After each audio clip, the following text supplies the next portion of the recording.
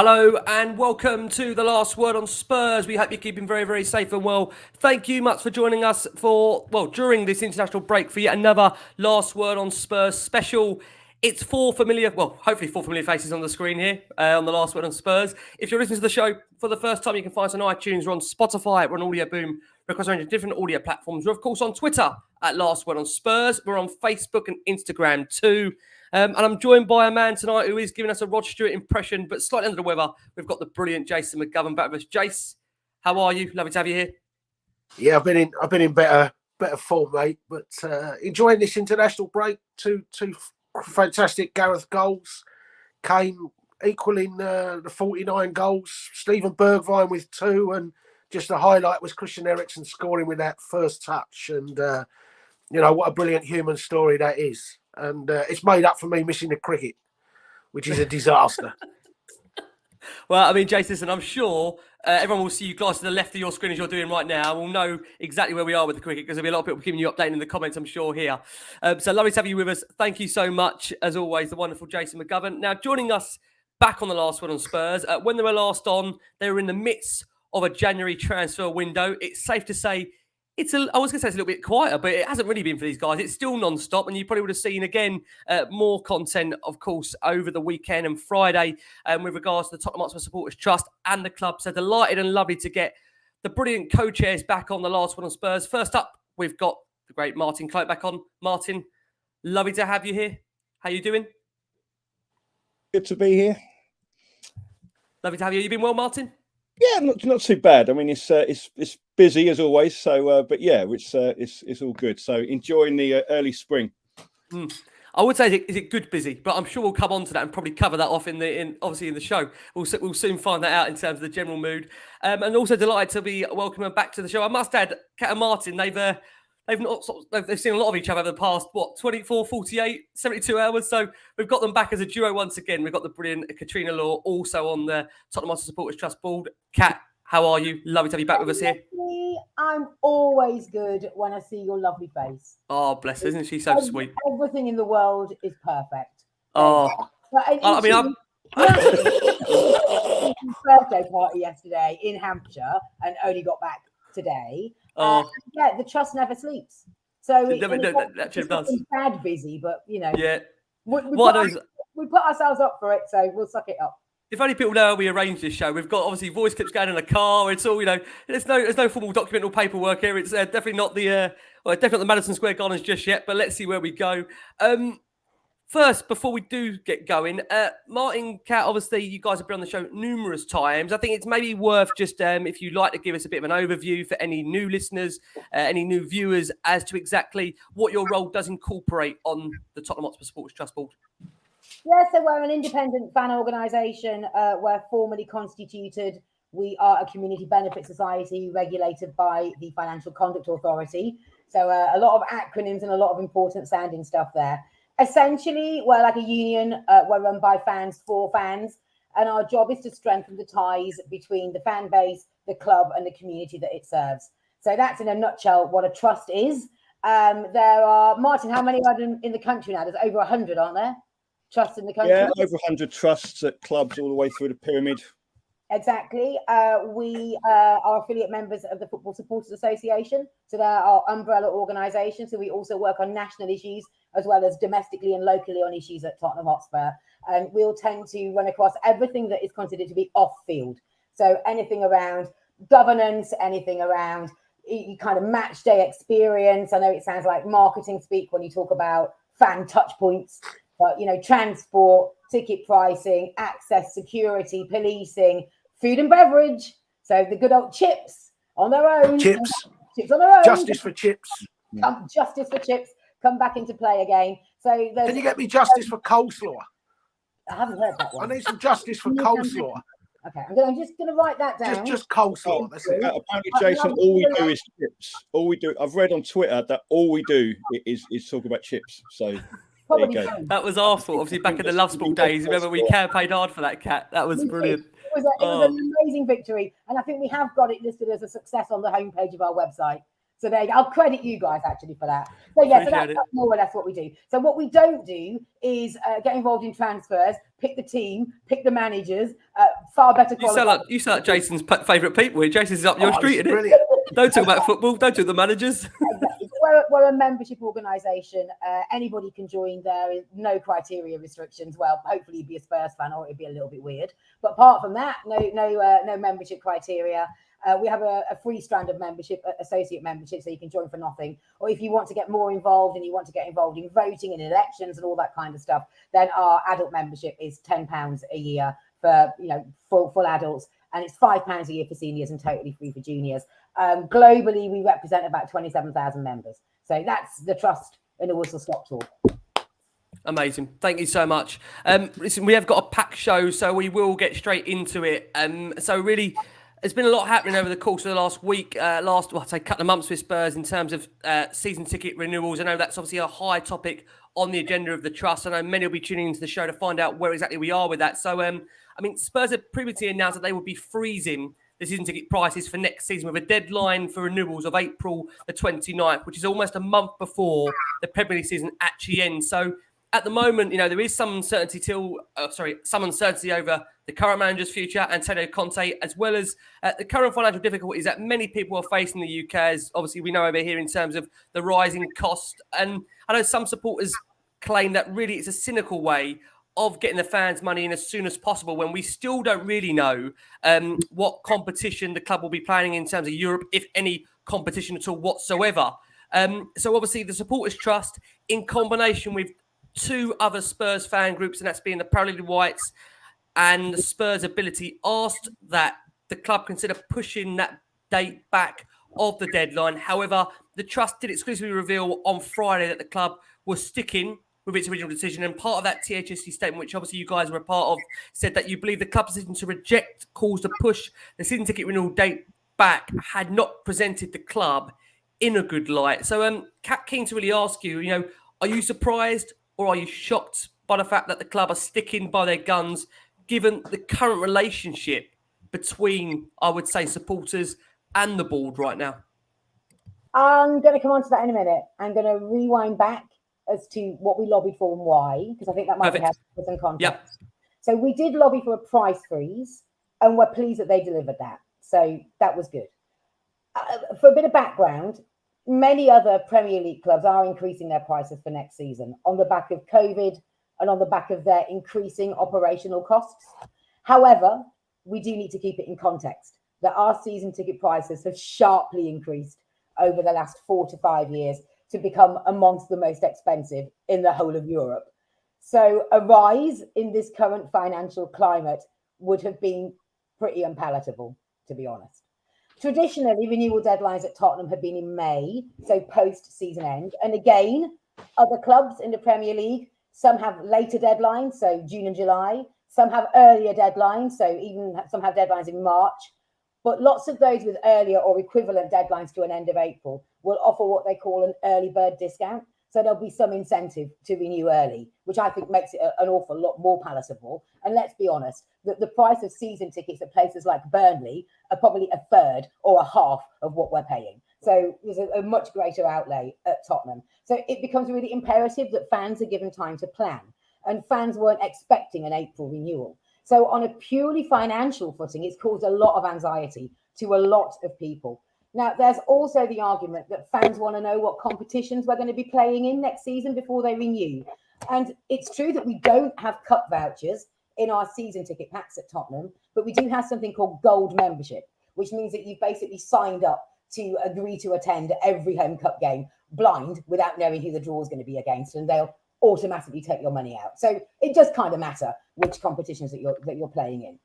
Now, in fairness, unless Conte walked the minute that the season ended, or Harry Kane signed a contract extension on the 31st of May, or whenever the season, between that week after the season ends and when we'd ask for a deadline to be, we're unlikely to know what's going to go on over the summer. And we definitely won't know what's happening in the transfer window by the end of May.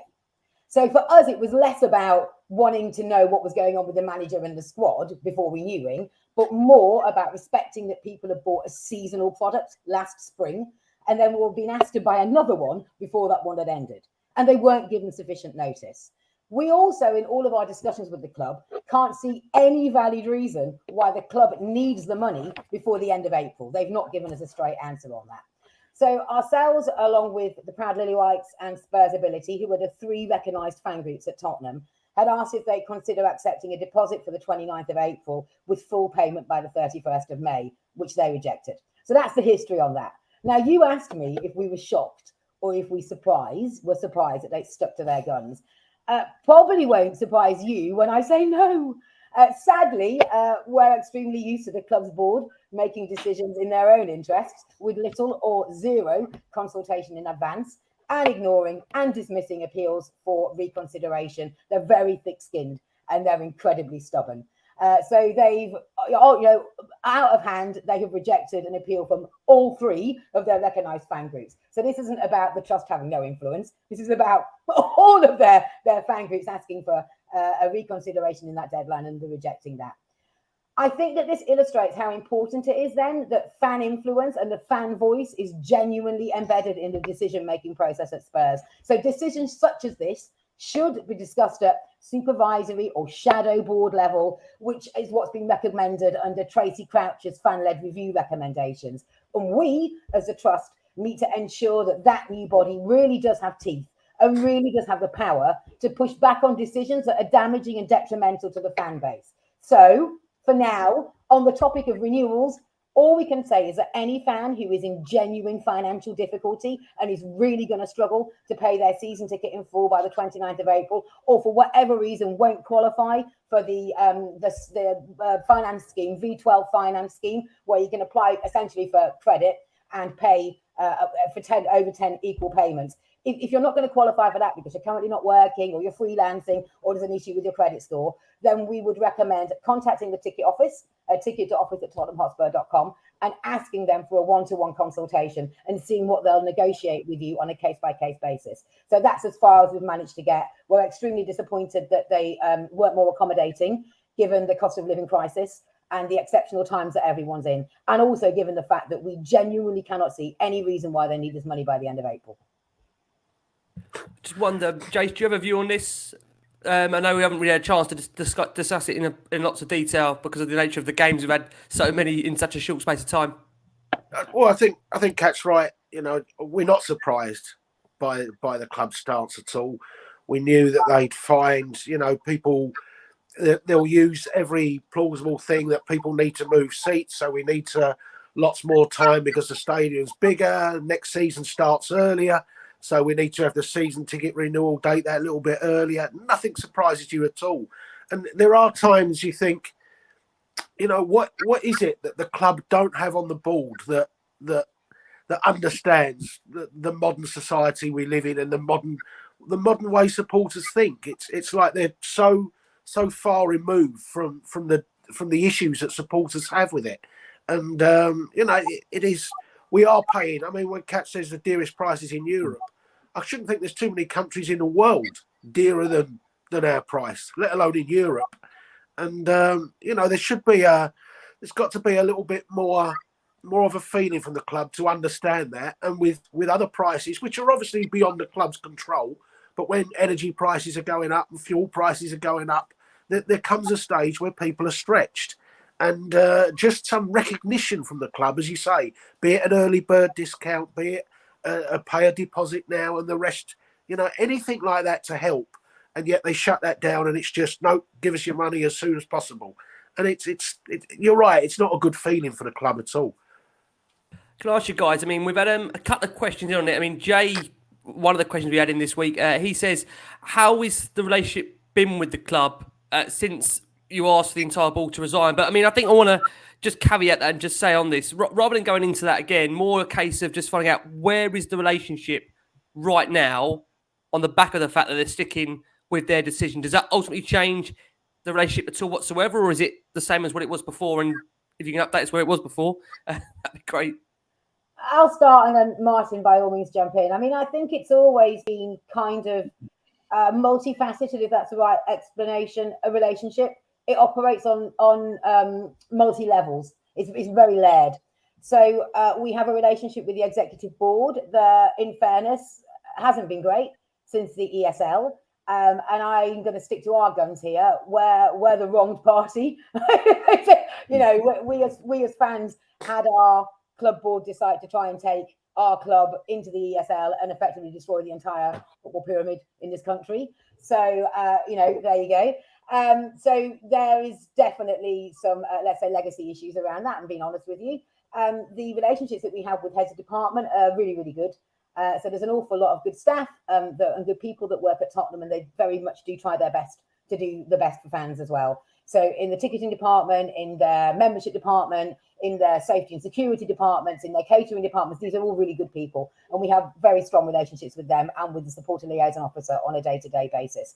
So it's multi-layered. I mean, the future relationship between the trust and the club will cover later, I think, because that will depend on implementations from the fan-led review and where that leaves us and any potential panel, advisory panel or supervisory board, etc. But Martin, have I been fair? Yeah, I think you've been fair. I mean, I think that question from Jide needed a bit more context around what the question was. You know, as well, that it wasn't an easy call that we made for the executive board to resign. But, you know, we've been asking them for 18 months directly, are you planning to go into a European Super League? And they'd been indicating that they weren't. So it's a bit difficult to then convince people of the value of going into a conversation if the people that you're having a conversation with aren't telling you the truth, really, or telling you the full story that goes in there. Don't forget that at the time, the talk was that the clubs that went into the Super League or tried to break away and go into the Super League could be facing financial penalties, transfer bans, competition bans, point deductions, or whatever. So one of the discussions at the meeting where that vote was taken, which was the biggest meeting of trust members we ever had, was, you know, do the individuals who took the decision need to distance themselves from the club? You know, there's an issue there. So, and Kat said, you know, let's remember what they were doing. I mean, I don't know if people watched the Sky documentary, Super Breed, a couple of weeks ago. You know, that if they'd have broken away, the entire English football pyramid would have been finished. It would have been the end of the game as we know it in this country. So it's something that didn't just affect Spurs; it affected the whole game, and the unity among supporters and the opposition to what they were trying to do was pretty huge. So we were kind of left with no alternative there. Of course, it's meant the relationship is pretty fractious, and of course, they're still there as well. We've got to get on with it. But the thing is that, you know, sometimes I think people think that. I think sometimes people pretend to think that we're stupid so they can have a go at us, and sometimes people genuinely do think we're stupid. We know that in the end, the club, no football club really, at the top level of the game, wants to sit down and give its supporters any say in what it's doing at all. That doesn't mean we shouldn't keep pushing. And we've spent the last 10 years trying to, you know, stick our foot in the door and have the conversation. And I'm sure I'll get shouted at next time we talk to the club for saying this as well. You know, sometimes they've had conversation with us and we've sat down. Sometimes we'll talk about some of the really positive things later on in the show that we've managed to achieve. But generally what the club do is that they see us as a sounding board to bounce ideas off of. But when they get an idea back that they don't like, they don't listen. And a lot of the time we get told about things and they say, well, we consulted you because we told you what we were going to do. Well, that's called a fait accompli. You know, that's not consultation. So, you know, the relationship's a bit fractious, as you think it would be. We did what we had to do. We've made our feelings very clear as an organisation. Most of our members, you know, the vast majority of our members seem to back that, and we've got to get on with it. You know, any set of anybody who's ever been in negotiations knows that the people that are negotiating don't always necessarily agree with each other or maybe like each other, but we've got a job to do, which is to make sure the voice of the fans is held at the board level. So we could take the easy option and go, right, that's it, we're not going to talk to them, but it's not going to achieve anything, is it? No. I see where you come from. I know, mine is a quick one. I know we've had some comments in, some just feedback comments, and we get a little bit of interference from your mic. So I don't know whether if you have got a pair of headphones, that'd be great. If you haven't, not to worry. I have, but I'm going to have to nip downstairs and get them because I've left them in the jacket pocket. So no problem at all. We can. That's fine. We're going to keep Kat questioned here until Martin comes back. Kat, just I think one question that I'd be keen to know. You explained that obviously the relationship is based on kind of multi layers. I mean, I think fans would be interested to know kind of from the top with Daniel and Donna, where that actual relationship looks like at the moment, and then kind of down the pyramid. I mean, is it difficult to explain as to how it looks from the top down? Not massively. I mean, pre-COVID and pre-ESL, we'd meet with Daniel and the board probably 3 times a year. We haven't met with them in the whole of this year since the ESL, but we are in touch with Donna because she is the board representative on discussions around the new governance structure at the club. So that relationship is there. We have occasional discussions with the finance director as well. So that relationship is still there. And then the day-to-day relationships with the departmental heads is ongoing as ever. There's stuff that comes up every single day that we need to speak to them about, and they're extremely accommodating. And I think they really do value the fact that we have a job to do, that we can be a good conduit for them, but we can also sense check stuff. And if we come to them and say, look, there's an awful lot of our members are having issues with a decision that you've made, or with a digital platform that you put in place, or with a process that you changed, we'll let them know. And 9 times out of 10, the staff there will try their hardest to resolve any glitches or make a change in the process, or actually address the issue. So I think it's a very good way of us getting the fan voice through to departmental heads, and that is as strong as ever. But we're not going to lie to you, the relationship with the board ain't great. But to be honest, I don't think the relationship with any fan group and the board would be great, because I don't think they want to talk to fan groups. Can I just one question, Joe? One, oh, mine. Sorry, come in. Go for it. Please come in. I was just going to. I know we're kind of stretching this question out a bit, but I can see this question coming up a lot. So let's address it in the comments. Why don't we organise protests? This is a discussion we have all the time. Something that comes up on Twitter all the time as well. You got to work out what you're protesting for. Okay, we're not afraid of opposing the board. You know, we called the executive board to resign. We're not afraid of standing up, and we have protested about stuff in the past. We've organised things. We've disagreed publicly with the club. We've had rows with them. People talking about protests and whatever. Why don't you get protests going to get rid of the board, to get rid of Daniel Levy, to get rid of Enoch? Nobody else is making an offer, right? These are the people that are running the club at the moment. If somebody else comes up, then we would say, as is happening at another club at the moment, if people are interested in buying our club and they're serious about it, we would want to talk to them to find out, you know, what are your intentions. For my daughter, young man, or whatever. But you know what I mean? We would want to do that, and it's right that supporters would want to do that as well. But there's nobody else out there, so it's a pointless conversation. Calling for the owners to go. What do people want? We've got no owners, so that's the end of the club, isn't it? So it's not because we're afraid. It's not because we're getting paid by the board. It's not because of anything else at all, right? It's a pointless call to say get rid of the people that are in charge if there is nobody else willing to take over. So the harder job is then to say, right, we don't think that they're doing as good a job as they can do, and they won't like me for saying that either, but they don't like me anyway. Right? We've got to keep pushing for them to do a better job, or what we think is a better job. So I hope that answers the question. I think it's a good point. I mean, Jace, how many times, we've been doing this show for what, 4, 5, 6 years. How many times has this conversation come up with the board? And how many times have I heard you say live on air, we've been on the radio, or even when we've been in pubs, and you've said, what do we do? And it's, we haven't got a buyer at the moment. I mean, how many times does that come up, Jason? How many times do you answer that? That's what I've always said. And this notion that they don't put it up for sale. I mean, you don't have to go to Exchange and Mark to buy Tottenham Hotspur. If you want to buy Tottenham Hotspur, it doesn't have to have the for sale sign up. You go to the owners with a big enough check and discuss it. It's as simple as that. You don't need the for sale notice up.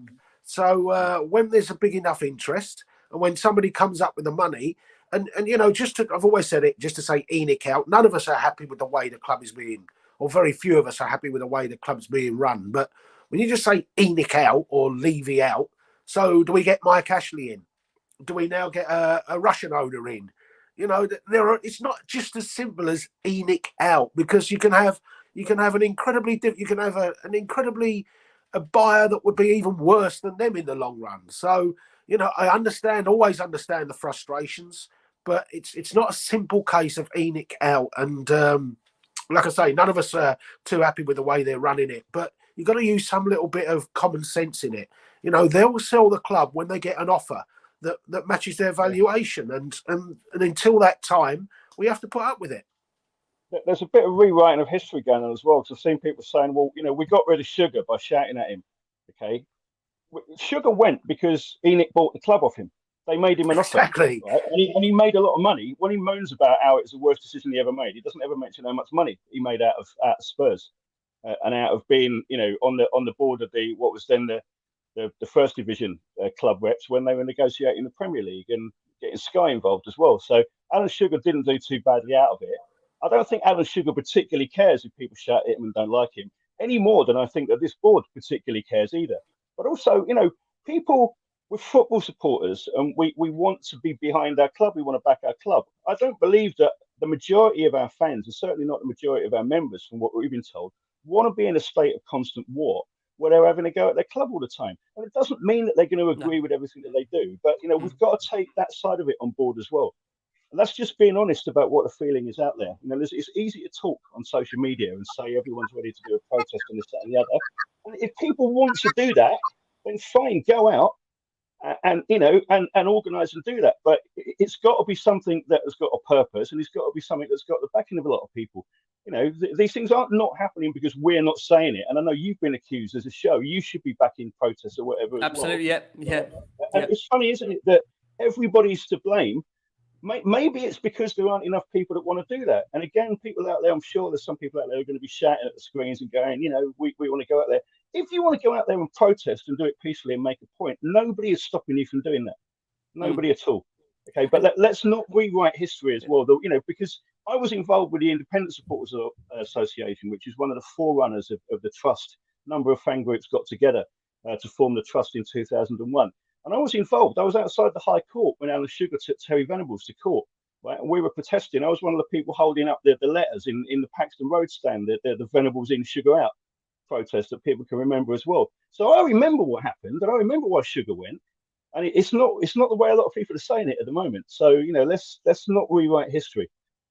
It's interesting, Martin, you bring that up in terms of the process. Again, Jace, we've had this conversation before. Last one on Spurs compromises of 8 to 9 to 10, obviously different members now, different voices. So when you're asking, us as a channel to protest, not everybody within that group agrees with that protest. And again, the reason why last one on Spurs can't just be an independent voice is because we then represent 8 or 9 different people, the same way the trust represent a number of different people. So it's a very difficult conversation to have to be able to give a concise answer to, Jace, isn't it? It's very hard. It's up to the individual's concern. And like Martin says, I'm not against those people that protest, but there has to be a real aim of the protest. And an aim of the protest just to say Enoch out for the sake for as Martin says, for nothing. So they walk away and nobody's in charge of the club. I mean, does whoever takes over suddenly go and spend 850 million on transfers and half the season tickets? In fact, actually let everyone in for free, and we'll forget all the Anthony Joshua boxing matches and we'll put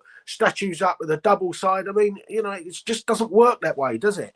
So we just have to have a little bit of a real target of what you're trying to protest for. And I've always said it myself, when there's an offer on the table, that's when I will come out and make a judgment whether I want Enoch to go then, or whether I would sooner, if it was an offer from Mike Ashley, I'd probably say, well, actually, I'd sooner have Enoch in charge than Mike Ashley. So we'll have to judge that at the time an offer's made. But until then, it's just a pointless hashtag for me.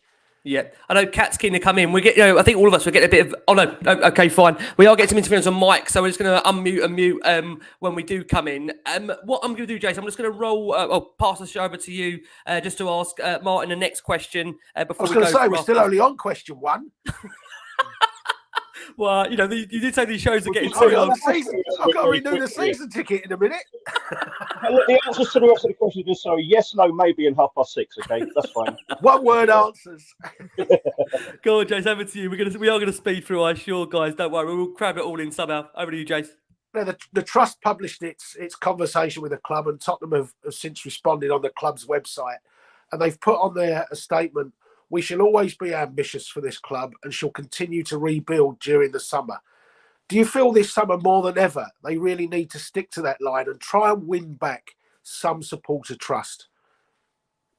Yeah, I think I think everyone's pretty aware of what the conversation is amongst the vast majority of Spurs fans at the moment. And Antonio Conte seems to have made his view pretty clear. He's not a man who holds back in a press conference, is he? So he makes his feelings very clear. And people are saying this time they've got to back the manager. Unequivocally, they've got to back the manager. And I think backing the manager, what does that mean? It means a bit of a change to what Spurs' MO has been, maybe in previous years, that rather than buying players for the future who are promising or whatever, we actually need the finished article. And that's what Conte seems to be saying. We need players who can go straight into the first team and make the difference as well. And we'll come on to this a little bit later, but, the club uses a lot of kind of vague terminology like being ambitious for the club. I'd like to hear the word win a bit more. The club wants to win. I know you can't Absolutely. guarantee that you're going to Absolutely. win, right? But the name of the game, right, is winning. Right, I want winners in there from the top to the bottom. That should be the culture of the club, and that was the culture of the club when I started supporting it regularly in the early 1980s. That was important as well. So I think it is a bit of a make or break summer, but I'd also contextualize that a little bit because I can remember after they didn't really back Pochettino and then they ruined him and they sacked him. People said they've got to get the next appointment right, otherwise it's curtains. And so they appointed Jose Mourinho, which to me was mystifying because it seemed to reverse everything that had been done for the previous 5 years. And I think it was a box office move, to be honest. That's my personal opinion.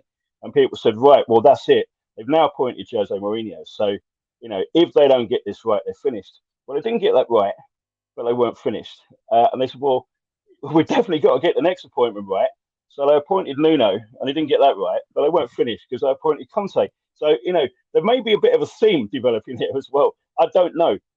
Let's hope that we don't have to have the conversation about, well, what happened when they didn't get that right. Let's hope they get it right. But yeah, look, absolutely, people are really expecting them to step up, and they're expecting a change this summer. And I think that there is a real undercurrent of dissatisfaction that's bubbling up. And I think some of that is to do with the price of the season tickets. And we said to them at the time, you are making a rod for your own back because with those prices, and especially with, we more than doubled the number of season ticket holders we got. And this isn't a criticism of the newer season ticket holders, but the newer season ticket holders came in at a time when we've been having quite a lot of success relatively to what we had before. And weren't yet in that habit. I think, those of us that had sort of been season ticket holders for 20 years, the 18,500 from White Hart Lane, I kind of got into the habit and it was just what we did. We had a season ticket as well. So I think you've got that combination of people that haven't quite embedded the habit. You've got the high prices. That's caused real expectation for what's going on. And I think that's why there's a tougher conversation, that's going on around what the club does. But, everybody, the media are saying it, the fans are saying it, and even in the boardroom, they must be hearing it, but they don't give much away. People are really expecting a change this summer. It's interesting. Go on, Jason, come over to you. Go for it, Jason. I was going to say as well, the other part, you're right, the prices and the new stadium and things, but we've had a taste of what we could be. We've had that little fingers into the elite clubs, if you like. We've finished above Liverpool and we've finished above Chelsea, and we've not won a title, but we've competed for it. We've beaten Real Madrid at Wembley. So, we start to think, right, we can see what the club can be. And here we are being knocked out the checker trade, losing to Mura and teams like that. And it's just, it's just a complete fall off the cliff, isn't it, to where we were a couple of years ago. And it's not as easy to say it's just Pochettino or Mourinho and things. As a club, the fall off has been huge. Yeah, and just how quick, like you say, that's happened over, 2 to 3 years. And lots of questions coming about Fabio Paratici, because interesting, we are going to that topic next. Danny says, would the trust know if Fabio is actually changing things within the footballing side of the club? We're going to come on and ask Kat and Martin that in a second. Faz on the screen says, I like the way Paratici structures deals. I mean, Faz, I would agree with you on that. I mean, so far, you've got to say Benson Core, Decky coming in, they've really hit the ground running. When you add to that as well, Christian Romero, I think it's safe to say that, bar Nuno's appointment, on the whole, you've got to say Paratici is working his magic. And to use the trending term, he is cooking to some degree. Let's hope he cooks some more over the summer. So we are going to go for that first break of the show. For our listeners that are on audio and take you into that break, you are going to hear that update from Fabio Paratici that he gave Spurs TV, where he just updates the club on where the club are at the moment and what the plans are for the future for Spurs. Right. Okay. Thank you so much also to our watching audience. There's nearly 300 plus of you watching us live on a Sunday evening where there is no Spurs game to review, to the delight of Jason McGovern. And to Kat and Martin, it's just another one of those shows. They come on here and give us some wonderful insights. So thank you so much as always, guys, for your brilliant time and efforts as always. Right. Kat, let's come over to you next because interestingly, the timing of the club's response to you comes just a day before an interview is released from Tottenham Hotspur's managing director, Fabio Paratici, where he discussed the present and the future for the football club. There was a feeling with the appointment of Paratici that, there would be a bit more transparency around what is happening at the club. Do you feel since his appointment that we are closely connected more, bearing in mind what his role is and what we were told hopefully would be the case? I mean, first off, the timing, nothing to do with the publication of our season ticket statement. We'd actually been involved in a back and forth for several days with the club, trying to get approval to publish their responses. So that's purely coincidental. I'd love to say that we had that massive influence, but probably don't. Let's remember, if we can, that the number one complaint about Daniel, previous to all this, had been that he involved himself too much in the playing side. So the whole master negotiator tag often did more harm than good for the club. He could be too clever by half and insert himself in too many transfer negotiations and they'd fall apart, etc. So I think fans were calling definitely for a clear division between the footballing side of Tottenham and the business side of Tottenham. So Fabio's appointment had appeased quite a vocal section of the fan base at the time. So let's remember that his appointment was a popular move. People didn't want Daniel involved in those discussions and in that side of the business anymore. So, he was definitely welcomed. I think we had a series of videos at the start of Fabio's tenure that indicated that the club definitely was trying to be more transparent, but those kind of died up when Conte arrived, and they've certainly not been as frequent as they once were. Haven't really seen anything until the very recent one. And I think the jury was out on him for bringing players in. Well, for bringing players like Royale in, I mean, not being great. And then only able to raid his ex-club, Juve, in the January window. But I think we can now all agree that the two players that came in have added definite quality to the squad. So to answer your actual question, I personally don't feel that he's been a great connector between the fan base and the club. But I wouldn't expect him in his position to be that connector. I would expect that to be the manager and to be the team to a certain extent. Because if you look at the time that we had, certainly in recent memory, the closest connection with the club, it came from Pochettino and from his players. So I think we're probably setting him up for a role that he shouldn't really be responsible for, to be honest. We will always encourage the club to be as transparent about everything as they possibly can, to give maximum information. You can never give too much information. That's always our advice to them, whether it's on a ticketing platform issue, whether it's on, I don't know, when we had to provide COVID certification to get into the stadium, or whether it's on your transfer policy, or whether it's on anything to do with the academy. Give as much information as possible, because fans are like sponges and they want to take it all in and they want to hear from you. You can never give too much info. So I don't think that it aided the connection between the fan base and the club as such, but I don't think that's necessarily his responsibility. I think there are other people who should be doing that. Interesting.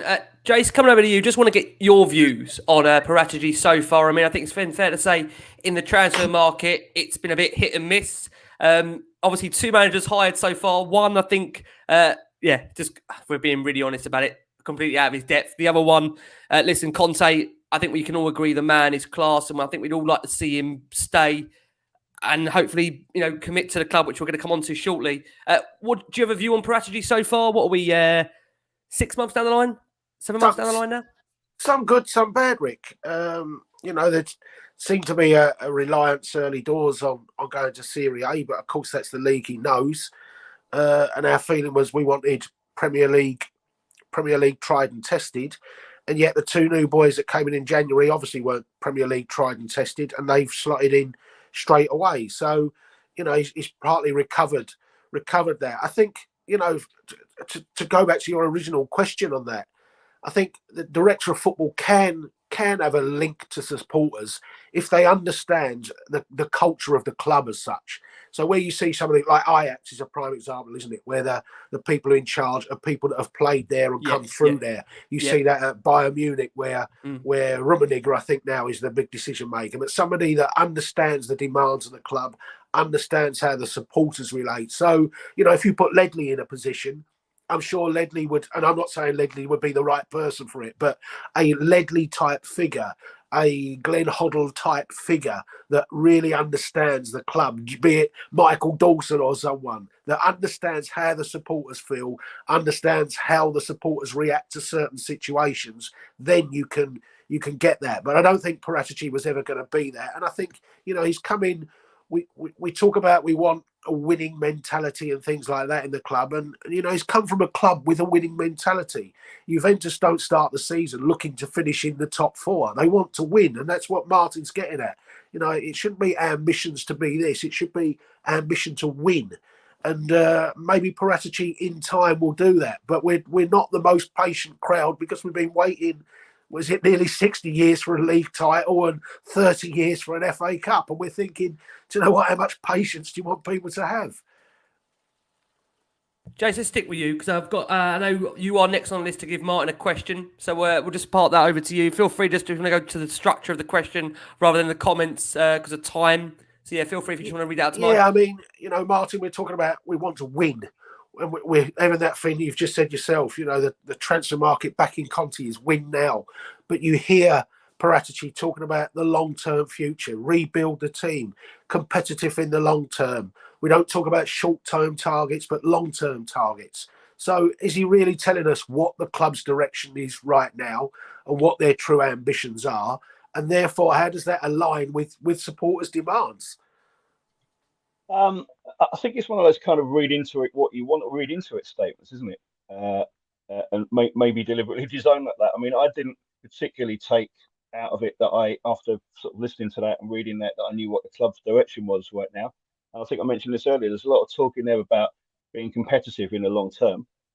Well, we need to talk about winning in the shorter term. I'm afraid, you know, that is the big push that's got on now. And I said, you know, nothing is guaranteed, even though a lot of clubs, including ours, keep trying to come up with competitions where winning is guaranteed. But we'll come on to that later as well. But so it just kind of seems a bit vague. And there's also that problem in there, you know, the long-term future. So are we buying players for the future again? Or are we going to back the manager who appears to be saying we need some finished articles to come in and actually do something now? Because, you know, winning a trophy would really change things for Spurs. There's no question about that. And, you know, we're talking about, you know, one of the big two trophies, really. But the FA Cup would also be nice. I don't think the League Cup cuts it anymore, but I'm not going to turn down a pot on any front. So it just kind of seems to be a bit of a kind of a vague statement for me. I mean, I agree with him that you know, Conte's team, when it works, when it clicks, it is really good to watch. We've seen some really good football, and over the last couple of years, you know, the standard of football has been pretty dire as well. But I think the thing that we're a bit worried about, I think the thing that a lot of us are a bit sick of, is that just getting out of this cycle of like we think we're getting it right, and then there's some kind of the team don't turn up for an important game, and then we get 3 or 4 days of interviews on the official Spurs website where they're all talking about needing to learn the lessons. And it's like, well, you never seem to learn the bloody lessons, do you? Because in a couple of months' time, we're back and doing it again. And it's kind of changing that sort of thing. So, again, you know, I think it's difficult because the club, you know, as all clubs and all organisations of that profile need to be to a certain extent, it's very controlling over what it puts out. But and I think Paratici is probably doing his best in trying to put a good message out. But it's kind of got to be not really overcommitting, you know, a little bit of being all things to all people in there. So, and, you know, we've been pushing for ages. We've been saying the club, and it doesn't have to give away its secrets. We all know that there are things that have got to be confidential that you don't want to give away to the opposition as well. But just a bit more clarity about strategy, about what we're doing. You know, you can look around at other clubs and get a good idea of what they're about. And I think you look at, you know, there is that question, what exactly are Spurs about? Are we there to just kind of be there or thereabouts? Are we there to win? How are we going to do that? You know, there's the famous kind of we need to rediscover our DNA interview, wasn't there? Which a lot of us thought that's a really good thing. Really pleased to hear that, but not sure that we're doing that. And then again, some of the decisions taken after that seem to be, well, that's not kind of Tottenham DNA. And there's an argument that says, look, actually, we've got to stop living in the past and we've got to change the way we do things. Well, okay, fine. But that's a clear strategy as well. Let's hear a little bit more about it. So I wasn't overly convinced, which is not me having a pop at Paratici, because I'm sure he's far better at his job than I would be at his job. But, you know, if you're looking for, does that kind of convince a fan that we've got a real clear direction now? Not entirely, I'm afraid. But that's just me. No, I mean, that's fair. I mean, again, I think what I think would be nice to have a bit more frequency in terms of the interviews. I think Kat mentioned it earlier that we had quite a number, obviously, when he first came, and they seem to drop off since Conte's appointment. I think at the moment, you know, when you base the fact that, the uncertainty in terms of Spurs, not sure if we'll be informed of any European competition next year, next season, should I add, and obviously the manager's future, which still, although we understand, again, we're going to come on to that question right now, actually, because it kind of ties in to a nice segue what we're saying here. Martin, I think I'll stick with you for this one.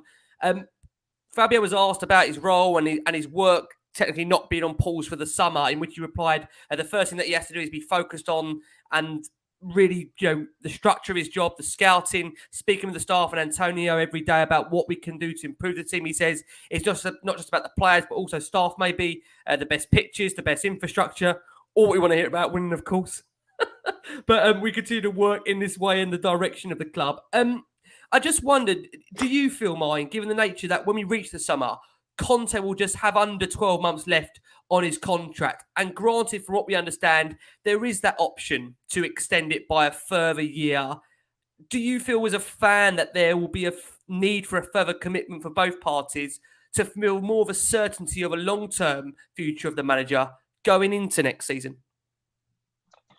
It's tricky. I mean, I've got to give an answer as a fan, because it isn't really one for the trust. It isn't anything that we can really get involved in, in terms of identifying transfer targets and, negotiating contracts for kind of key members of staff or whatever. So I've just got to answer it as a fan and hope it's kind of reasonably representative of an opinion out there as well. And again, I'd sort of go back to a couple of previous answers that, there's a lot of talk about commitment or whatever, but, it's got to go on both sides. I think if we're honest, we know that Conte isn't there for the long run. I think that what most people who have been fairly realistic about it say that, if he's here long enough to get us up to the next level, win us a few trophies, the kind of nature of football at this level now is that you've got these kind of elite managers kind of circulating around a number of clubs who are managing a group of players, and then managing them in a different way. That I'm old enough to.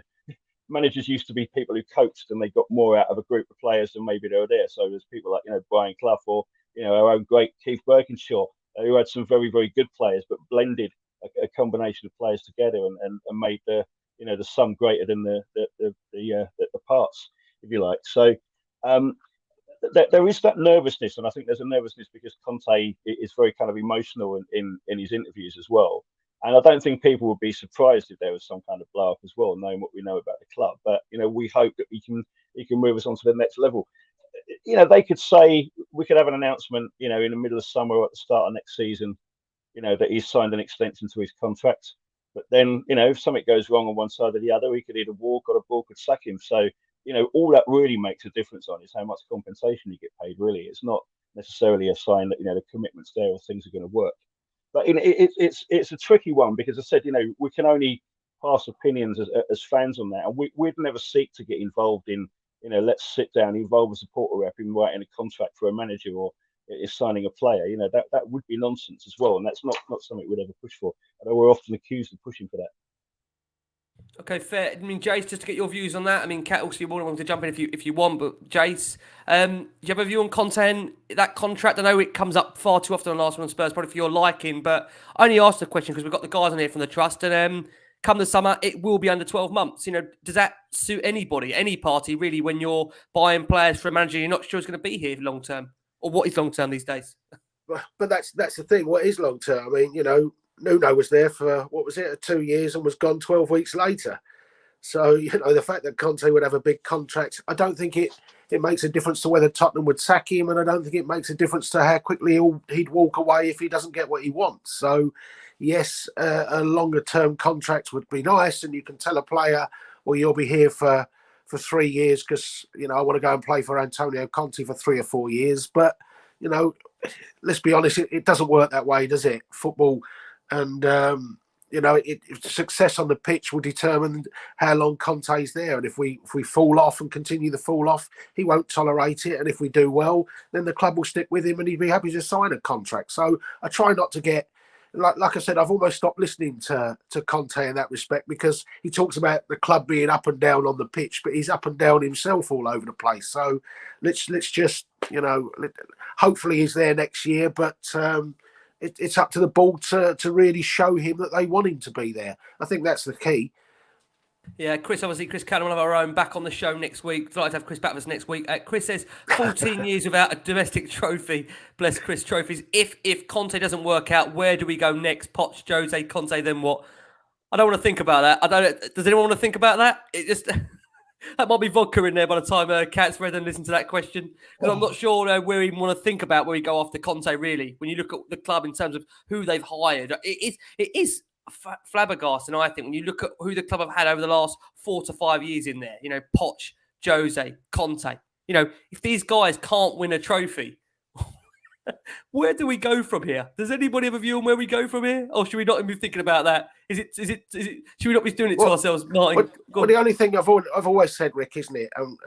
We used to laugh at the phrase serial winner when it was described of Mourinho, and it's been described of Conte as well. And I always said there's serial winning managers, but at serial winning clubs. So Porto were used to winning trophies, and Chelsea are used to winning trophies. The culture of Juventus is to win trophies. The culture at Man United is to win trophies. The culture at Tottenham is not to win trophies. And so, you know, that mentality switch that they have to do, where a Tottenham group can go to, I don't know, we can go to Newcastle, for instance. I'm just plucking a team and say that's not a bad point today because they're going well, Newcastle. Whereas a Manchester City or a Liverpool's mentality now is that's 2 points dropped. A point is not good enough in this. And that's the mentality switch that we have to get. And Tottenham are just trying to think if we can get in the top 4. But all those clubs that those managers have managed aren't trying to get in the top 4. They're going for position 1. And so that's the big difference why a serial winner can't just come into Tottenham and suddenly win trophies. It's not that simple.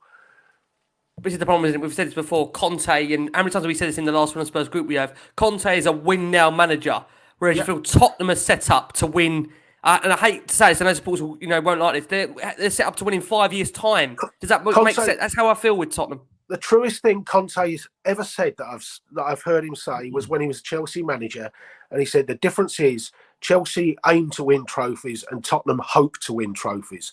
That's the truest thing Conte has ever said. Yeah, I think basically we're all wasting our time here because looking at the comments, Nicholas Collison seems to have got all the answers. So why don't you get him on the show next week and then he can talk about how he's going to step up, be accountable, put some work in, and stop slugging people off on the comment section of a live podcast. Yeah, I mean, again, listen, it's impossible to please everybody, as we can see here.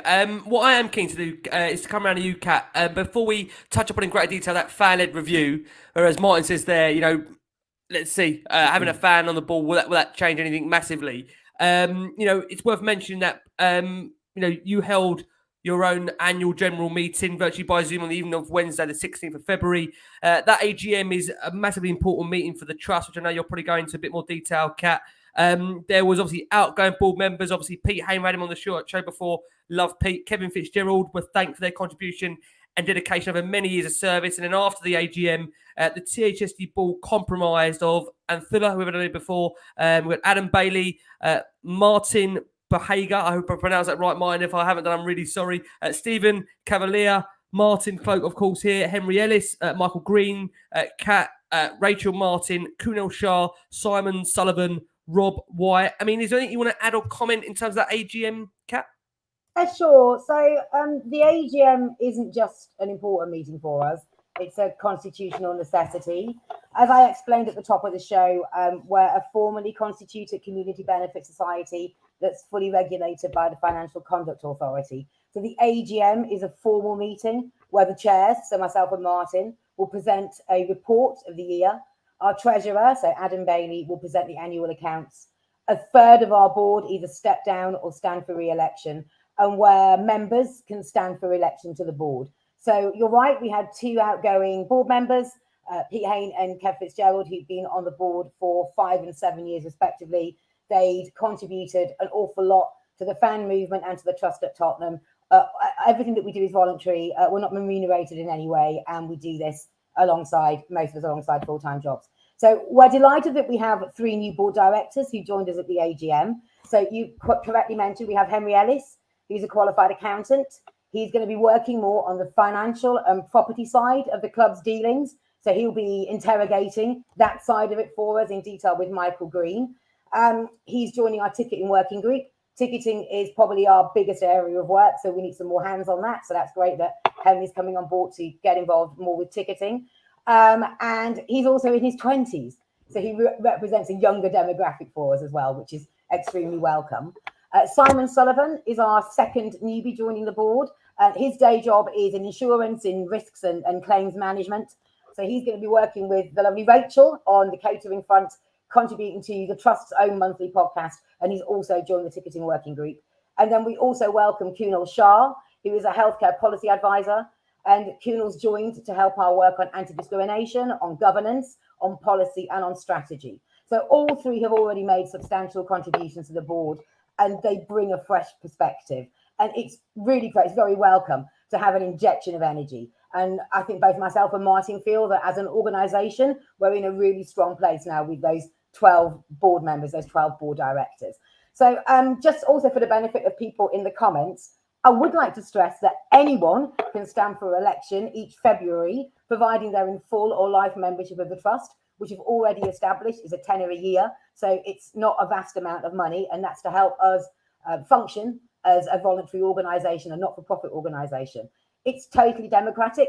So rather than shouting in comments or shouting into the abyss on social media, maybe consider putting some of your time into constructively working with us for a better deal for fans. So if anybody who's watching tonight, well done, Jason, for getting your old style membership card out. If anybody watching tonight thinks, I think I could do a better job, you might be able to. By all means, step up. But you're going to need to do it through the proper channels because we are formally constituted. So that's not us blocking people off. That's what a community benefit society does. So you have a chance to stand for election every February, and we would be very, very pleased to have contested elections and to have more people wanting to step up and devote probably, 20 hours a week to the Trust unpaid. That would be marvellous. Thank you. I just want to highlight, something that Kat said there. I mean, just for the benefit of the comments, and I know, listen, on the whole, 99.9% of people listen. I really appreciate having, Kat and Martin on. And I think for us as a channel, a podcast that, we do 2 shows a week, I must say, Kat and Martin have given up hours upon hours upon hours of their time to us. And I know this relationship now, probably 4 or 5 years, guys, we've had you on our show. These guys have full-time jobs, working all hours around the clock. I know even at stadiums, they're trying to help people out when they're there. I've got to say, again, the amount of work that these guys do voluntary, I must add that voluntary is just astounding. And again, I'm grateful for them giving up the time they do just to come on the channel, just to give us some insight as to what's happening, inside the club and around the club. Because we're going to be honest and say, Jay, Steph, you agree with me here. Have we lost Ricky? Is he frozen? Lost Ricky. We're going to get the blame for this, don't you, Kat? Probably. If we've lost Ricky, I'll just jump in and answer the very vocal Tommy G. First of all, who am I? So I co-chair the Trust at Tottenham. I have been on the board of Tottenham Hotspur Supporters Trust for 9 years. I have sat as a fan rep on FA Council. I was the first ever female fan rep on FA Council. I sat for 2 years on Supporter Direct's England and Wales Council. I've sat for 3 years on the Football Supporters Association National Council. So that's what I do in terms of fan representation. And what the Trust is about, just need to visit our website, which is THSTofficial.com. There's a whole about us section. Everything, our entire rules are on there. All our objectives, all our campaigning issues, and all our achievements and successes are on there as well. So that's where you can find out more about us, to Tommy G. And modestly, you haven't mentioned the casework either. And there's you can talk to quite a lot of fans in a fan base who Kat personally has helped out with kind of ticketing issues and various things over the years as well. Although apparently not according to some people in chat. Apparently I just ignored them. Yeah. Only that, you always get it, don't you? So anyway, moving on to the fan-led review, Kat, which obviously many of our listeners and viewers are keen to have an update on. And we're at that stage now with events in southwest London where ownership and the scrutiny of owners is even more under the microscope. The club said in February, we continue to discuss the mechanics of a reformed structure for fan engagement for input at board level. Those discussions have taken place with a representative of the club's executive board, the club supporter liaison officer, and the public and the community relations manager. Are we any further step forward with developments on this? And do we actually know from the club how they see this fan representation working? Yeah, so the club is keen to have a new structure in place for the start of the new season in August. And at the moment, that's taking the form of a supervisory or a shadow board or an advisory panel, as the club's currently calling it. And the composition of that panel is currently under discussion, but it would represent all major fan groups and demographics. And for the structure to be in place by August, it would mean running elections over the summer. So we're currently drafting terms of reference for the supervisory board and trying to ensure that it actually has real power. And we're also currently drafting what's called a memorandum of understanding for the trust and the club to clearly define our relationship moving forwards, because there is an overlap between issues that an advisory panel or a shadow board would discuss and the issues that a trust would traditionally discuss. So some work needs to be done there to reduce duplication and for the trust to retain the right to discuss strategic and policy issues as well as just merely operational issues. So that's all kind of going on in the background. We're also aware that the Trust is the only organisation that meets the criteria to hold the right of veto on all of those golden share issues that were outlined by Tracy Croucher's review. So we need to flesh out how that would work in practice. So the golden share issues, for those who don't know, are all those heritage issues. So they're around the name of the club, the colours that the club plays in, the location of the stadium, the competition that they play in, etc. So that's the trust is a recognised vehicle under the FLR recommendations to hold the right of veto on golden share issues. So once a framework's been drafted, we'll take that to our membership and we'll ask them to either endorse that or to reject that. So it isn't a simple answer, Jason, I'm afraid. It is detailed and it is complex, but there's a lot of effort going in both on the club side and on the trust side to try and reach something where we can take it out to the other fan organisations and to our membership and try and get that endorsed and try and get that new panel, supervisory or shadow board of fan representatives in place for the start of next season.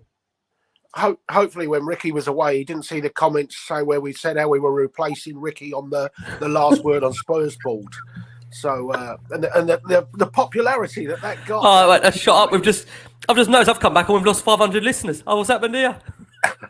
Before my line got hooked by Enoch, joke I must add. I was just saying this and the wonderful work Kat and Martin do. I just find it staggering that some people just can't see that again. So listen, we love to have these guys on. On the whole, I can see there's lots of love for you guys in the comments. But I think you better thank me when I come and do your garden next Sunday. Yeah, I must say, for anyone that wonders, my lifestyle, Jason's coming over next Sunday morning to help me turf my garden. Bless him. Hopefully he's back and well soon because I do need him out there with me. Haven't got a clue what I'm doing. So Jason, looking forward to it. You'll also be changing nappies during the interim period whilst I'm there. doing that. I'm not doing that. I'm not doing that. That won't be a live audience, that one, just to not worry you guys at all. We'll get on. We will get on. Jason, Martin, stick with you. Yeah, Martin, there's been murmurs this month again over the European Super League, which we know Spurs were originally part of. In your February update, you mentioned we reminded the club that in our discussions following the collapse of the European Super League, it's been made very clear that fans were committed to the idea of qualification through sporting merit. Do you believe that the Spurs hierarchy have now read the room on how supporters feel about the ESL and the general consensus of that competition? Or are you concerned a little bit of the murmurings that are still going on? The first one is about the thing that was the European Super League. And there was a few stories a couple of weeks ago in the press about whether that was coming back. And I mean, talking to some of the media contacts that we've got, they were pretty kind of good at kind of covering this side of the game. It seems that there's a lot of bluster about the Super League from some of the people that are some of the originators of it, but there's not really a lot of substance. We don't think the general idea has gone away, but that the Super League as a thing doesn't particularly seem to be any closer than it has been since the uprising against it as well. There's also a set of reforms to the Champions League that are being talked about, and people are kind of running the two things together. And unfortunately, again, as we've been saying for quite a long time, and the Football Supporters Association has been saying for some time, that in the bigger clubs and some of the powers that be at UEFA are trying to push for changes there, where the so-called bigger clubs are guaranteed more games. That they've already agreed that there's going to be more games at group stage. I don't think supporters particularly want more games at group stage, especially if it means domestic games being moved off of weekends or pulling out of domestic cup competitions, which are ideas that are being talked about as well. But one of the things that's being talked about in terms of their so-called reforms to the Champions League are that qualification would not necessarily only be on sporting merit. It could be on historical, on a coefficient. And some of that will be, if your club has traditionally done well in Europe, you can get in. So you could have a situation where Man United are going to finish 11th. Doesn't really matter if they finish 11th because they're in anyway because they've got a really good record in Europe. Now, one of probably the biggest thing about the opposition to the Super League from fans of every single club was opposition to this idea that you progress otherwise than on sporting merit, on current sporting merit. People don't think that that's football, and they were saying this is the end of the game that we love. This is the end of my club as well. So to not take that on board indicates that you're pretty tone deaf. But there's a lot of tone deafness at the top level of football as well. We've been asking the club again since there were rumours about a vote on the owners' charter in the Premier League. That the rumour there was that the so-called Big Six didn't sign up to it because there was a commitment in there only to enter competitions that you could qualify on current sporting merit. And we said, let's remember the argument that we had, remember the backlash and the demonstrations and all of the outrage about the European Super League. Is this back on the table? Because that would be pretty foolish. The club have been pretty evasive, haven't given us a straight answer. Story this morning comes out that the European Club Association are pushing this idea. And who's on the executive of the European Club Association? Mr. D. Levy, chairman of Tottenham Hotspur Football Club as well. So do I think they've read the room? It's not looking like it. They still think they were right about the Super League and everybody else was wrong. Everybody else is out of step apart from them because they were the last club of the six in England to apologise. And their apology was like a classic non-apology apology. Sorry you got upset about this. Not sorry we were wrong. Even Arsenal said, sorry, we were wrong to their fans as well. But, I think Arsenal are still trying to push for this as well. So, this is one of the reasons why we want the kind of reforms that Kat was talking about in place so that, we can have an influence on these things. And importantly, one of the things that all the fan organisations have said should be a golden share issue is approval of the competitions a club plays in. So, if a club wanted to go into a closed league with no promotion or relegation based on historical coefficients or whatever, we want the fans to be able to veto that. And I think that is absolutely right because fans have shown how strongly they thought about that. Now, for that to happen, and again, people are going to go, this is really boring stuff because you're going to talk about writing letters again. But we have been asking people to write to their MPs and we know what people feel about politics and all the rest of it. But for this to work and for fans to get a proper voice and for these kind of shadow boards, supporter boards have some power, there needs to be legislation. It needs to be a business requirement that clubs need to do that. And there is some enthusiasm within the government for doing that. There is some enthusiasm within the game for doing that because the more progressive elements who are running the game realise that, they need something like an independent regulator. They need a framework so that fans have got a little bit more embedded power. So have a look on our website in the news section. Look at what we're asking people to do and the points we're asking people to make when you write to your MPs to get the government to make sure they include a commitment to legislation to try and embed the support of voice at board level in football. It is really important. And why it's important is because of things like there are still these plots going on for closed leagues and to guarantee games, various things. I've got no doubt that a lot of the bigger clubs would happily pull out of the FA Cup and the League Cup, just concentrate on the league and European competitions as well. And look, we know that there are some supporters who say, great, we want to be at the top table. But what we really do know, because we saw it from the backlash against the Super League last year, was that supporters don't want this. Overwhelmingly, supporters don't want it. And that should count for something. Jace, do you have a view on that? I mean, Drew Wilton comes in the questions here. Drew, I know you sent us many questions, so thank you so much. This is one we'll share with Jason. He says, should we feel aggrieved that the club, not players, have done little in terms of apology in relation to the Super League scenario? I mean, Martin mentioned it was there. It was almost like I don't even want to call it an apology, backhanded apology, how you want to word it. I mean, you got a thought on that, Jace? No, it wasn't really an apology, as Martin said. It was it was left late. The last club, and the whole time of the European Super League, I felt gave us that problem with is the week of, people forget, and this is what annoyed me with, as much as I absolutely despised Mourinho, the fact that we were in a cup final and the Super League story broke the weekend before that cup final, and Tottenham almost as if once they were known to be in the Super League, it was a case of, well, we'll just go out and get whichever manager we want next season. We'll be in the Super League. Nothing matters this week. We sack Mourinho, and what happens on the Monday and then on Tuesday, the Super League collapses, and we're suddenly facing a cup final, their best chance to win a trophy without the person that was probably best placed to win a trophy for us. So, that just that whole week of the Super League was annoying. The fact that there's no promotion or relegation from it. So if you're 10th at the halfway stage, you don't fear going down. You can't win it. So everything just becomes a meaningless friendly. It's just, no, not for me. I want to play Real Madrid every season because I want to play them in a Champions League, a competition that we've qualified for.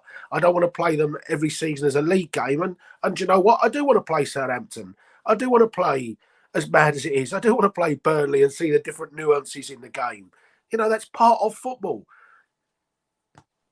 No, absolutely. Listen, thank you so much. Guys, what we will do is we will go for another a final break for our listeners that are on audio. For our watching audience on YouTube here, there's nearly 400 plus of you watching us live on a Sunday evening where there's no Spurs, but plenty of talk around Spurs in terms of the happenings both inside and outside the football club. We're being joined by the brilliant Martin Cloake and Katrina Law from the Tottenham Hotspur Supporters Trust, alongside Jason McGovern, who has suddenly, the voice seems to be improving, Jason. It's not as Rochester as what it was when we got going. So is that milk we're seeing there? It's the magic milk with the hidden formula in it. Can I just say, no dodgy comments coming in, because we've had some dodgy accounts that have come in the last half hour. So the dodgy milk, you know what's coming. Just a warning. We don't want Jägermaster mixed with a bit of Cravendale, mate, does wonders.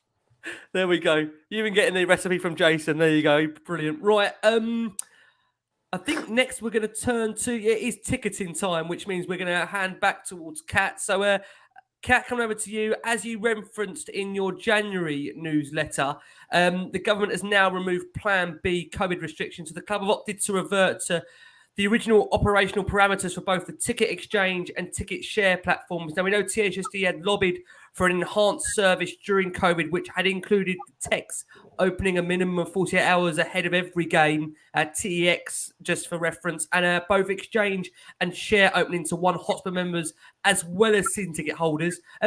Is there anything else you want to add on that comment at all?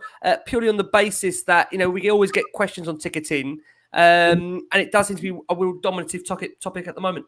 Yeah, sure. I mean, I'll be pretty quick. I think there was a lot of confusion as to what the pre-COVID parameters were on ticket exchange and ticket share. I think it felt a long time since we'd used those platforms as normal, in inverted commas.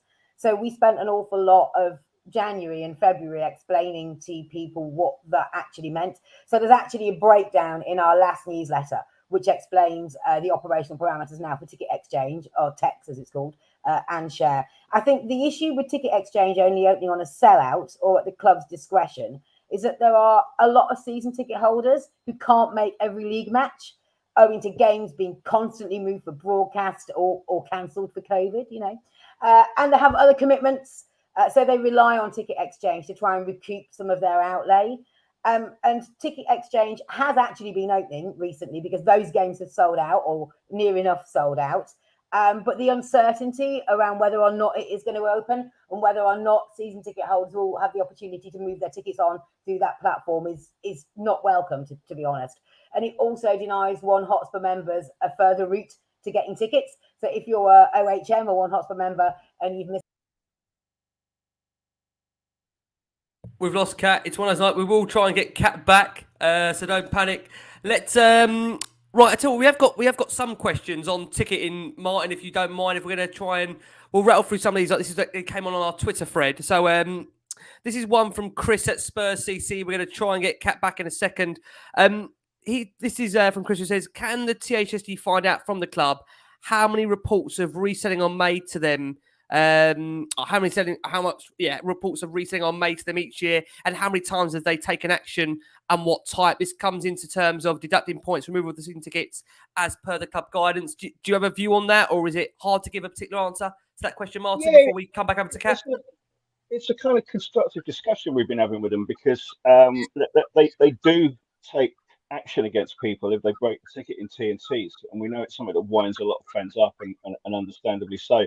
I think, and Kat will put me right on it now that she's back on if I get it slightly wrong, but I think the club's view is that if they kind of publicise the numbers, then it almost kind of potentially gives a false impression, or it kind of inflates a problem that's there. We've said to them, people kind of need to know that you get done if you do something wrong, and other people who aren't doing anything wrong but can see other people doing something wrong need to know that they're getting done as well. So it's something that we might be able to get resolved. I think we're saying to the club, you need to be a little bit more upfront about saying to people this does happen. But I can absolutely guarantee that we know that some people who have passed tickets on, or broken the T&Cs, or done things that winds a lot of other fans up because they can't get access to tickets, they have had their tickets taken away, they have had points deducted. There have been sanctions that have been put on individual fans as well. But it's a fair point that, should the club be a little bit more transparent about what that is? We think they should. And there's obviously a conversation about how they do that, because there's a certain amount of confidentiality in terms of the individual relationship, and the contract. Yeah. It's about right, isn't it, Kat? Just talking about the sort of sanctions. You're muted. Totally got booted out of the show. So obviously we lost you, Kat. We got you back. It wasn't us. I promise you, it wasn't us. I'll pick up where I left off. So, by not opening Ticket Exchange, it denies One Hotspur members a route to purchasing tickets also. And it's a bit short-sighted of the club, to be honest, because if you've got season ticket holders who can't go and you're denying them the opportunity to sell on, they're just going to have empty seats. And what do empty seats not do? They don't buy neck oil, and they don't buy chips with fish or burgers. So there's no extra spend in the stadium. So it's everyone's interest to try and fill those seats. I will just flag that if you're a One Hotspur member and you can't make a game because it's been moved for TV or for whatever reason, providing you contact the ticket office within 7 days of the game, so 7 days out or more, you're entitled to a full refund. So you can do that, and you should do that if you find that you can't go to a game, as long as it's more than a week before the actual kickoff. So, and as I said earlier, we're in constant contact with the club to try and make the ticketing process as smooth as possible. And to be fair, the club do make improvements to the platforms regularly. Current asks is for the default on Ticket Exchange, when you go on there to buy, for it to show all the available tickets, not just what's known as primary inventory. So the few that are left over that the club hasn't sold, we'd like it to show the ones that the season ticket holders have actually put up there as well, without having to click an extra button to see those. And we're currently asking for concessions, rates for juniors and young adults and seniors to be put back on Ticket Exchange as well. So they're just a couple of the ongoing ticketing battles, but I'll leave that there. And just very quickly, Kate, I know Martin came on that point because we lost you. I mean, do you have a view on what Martin was saying there, just in terms of trying to find out, how much action there has been taken against supporters that, are selling tickets through the unusual channels? I thought Martin actually answered it very well. Yes, as I said earlier, we always push for full transparency. Yeah. So we were instrumental in helping them bring forward their sanctions and banning policy, which is a very clear tariff for sell-ons of tickets. And you can find that on Ask Spurs. So we obviously want them to do the right thing. And if somebody has broken one of those conditions, then they should absolutely face the tariff, the appropriate tariff. But Martin is right. There's data protection issues going on here, and a lot of the cases aren't yet settled. So I'm sure they'd like to do more. I think it's more tricky than we think it is to actually manage to identify somebody who's selling on social media. You would think it was simple, but I think there are times that they hit a few roadblocks there. But we know that they had quite a big sweep on one of the rearranged games. Let's put it that way.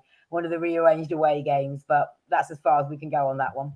Okay, that's absolutely fine. Now, we're getting lots of questions coming in, actually, which is really good, about stadium atmosphere. And it's one of those topics where, at the moment, it's I think it's on trend. I must say, as a channel, and we are trying to work in collaboration with a couple of different Twitter accounts. We've got THST songs, and also, forgive me, I think Spurs home chants that are really trying to, just increase the the chanting, at the stadium, different songs. Of course, we had the Kulusevski song at the moment, which is very, very popular. I won't give you a personal edition of that because I might just lose the current viewers that are listening at the moment and watching us live. But just to give a flavour of some of the questions that we've had in here, then we're going to go to Martin.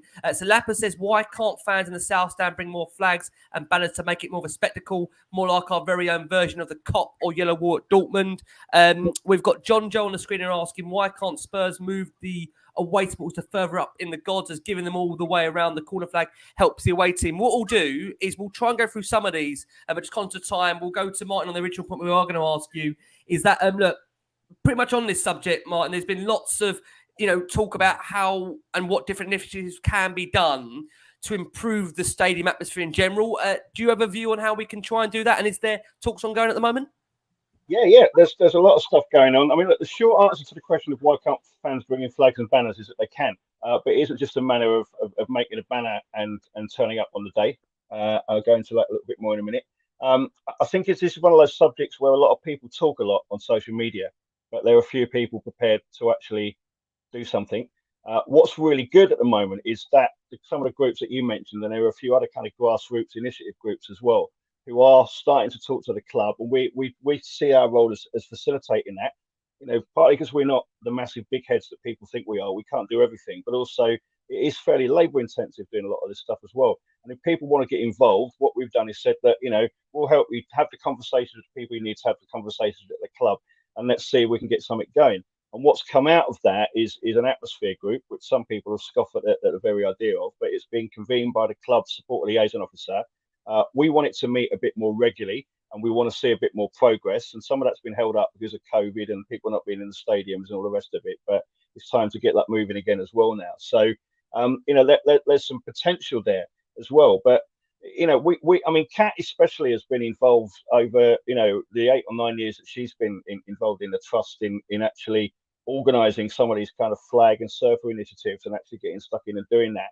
And I can remember we ran the game in the season where it was us and Leicester for the title, and we played Leicester at White Hart Lane, and we ran a surfing flag across the bottom of the Park Lane, and that took a lot of organisation. And again, people scoff at this, but it goes back to why you can't just bring a flag in. All of this stuff needs to have a fire certificate. There's a load of health and safety bureaucracy and red tape around it, which we don't particularly like either, but it's got to be done. So we could moan about it and not do anything, or we could just go, right, what forms do we need to fill in? What red tape do we need to do? Let's just get on with it and do it. And we did that. It needed about 15 of us, 15 fans, and there were people who were on the trust board, and there were other people who just got in contact with us through Twitter and said, yeah, we're willing to help out. Who had to turn up a couple of hours before the game, do a practice run on how that surfer goes, then put it all back again, then be in position for the start of the game, run it when the game, as the teams came out, then spend about the first 10 or 15 minutes of the match rather than watching the match, putting that away as well. So it does take a lot of work. And at the clubs where it happens, and people talk about Germany, there's a different set of regulations there, but there is more work that goes into that. It isn't just a case of like everybody at Dortmund turns up with a flag and they've got this great atmosphere. They put a lot of work into it. Whatever people think of the Holmesdale Fanatics of Crystal Palace, they put a lot of work into those displays and those things that they do down there as well. And absolutely good luck to them on doing that. And we need a lot more of that. At the club, because I said it's traditionally been an area where a lot of people talk a good game, but when you say actually you can't be in the pub with your mates beforehand and you probably have to miss the first 15 minutes, or yes, you do have to deal with all this red tape, they don't kind of get quite as interested. But we're pushing it an open door, and I think the club is keen for that to go on, because if you want to put it in that language, it's great for the product, isn't it? If you've got all that going on.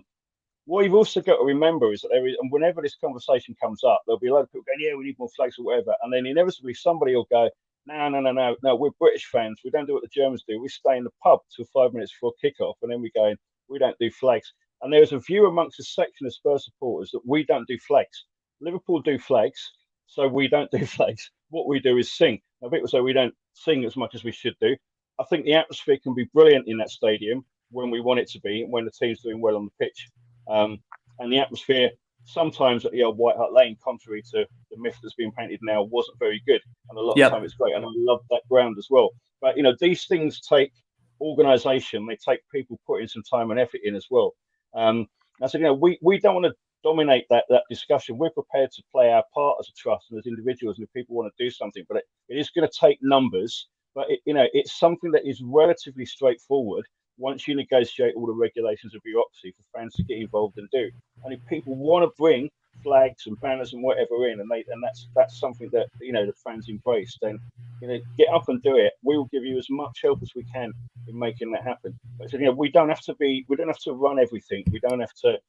Everything hasn't got to be our idea, and it's a great area where people can step up, do a limited amount of work, but just have a really good effect. But I said it does take some work, and I remember that Leicester game, not just because we lost the bloody thing. So as well, but it took a huge amount of work. And then actually, what at the end of that was a rubbish surfer, because you should have been able to run it all the way around the stadium. Right. So how you actually got it over the 20-foot sort of gap between the edge of the stands and everything, people hadn't really thought. But anyway, so even if you do something, and that might be a learning curve for a lot of the people that get involved, they'll do something, and then social media will be full of experts who didn't actually do anything, but would have done a much better job if they got off their backside. So. Well, I was there, and I appreciated the surfer on that night. Jace, did you want to come in on that point? I mean, the one thing we got to be a little bit careful of with we want the club to take our ideas on board about atmosphere and to create singing sections and to do this, but we're not too keen on taking the club's idea about dropping the use of a certain word on board. So the club will be in that position of trying to advise supporters, and it's not being taken up. So you just got to be a little bit careful with how that plays out, because we want them to take all of our stuff, but we don't want to take theirs on board.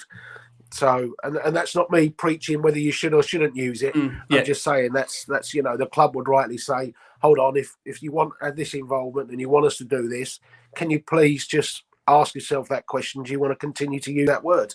Yeah.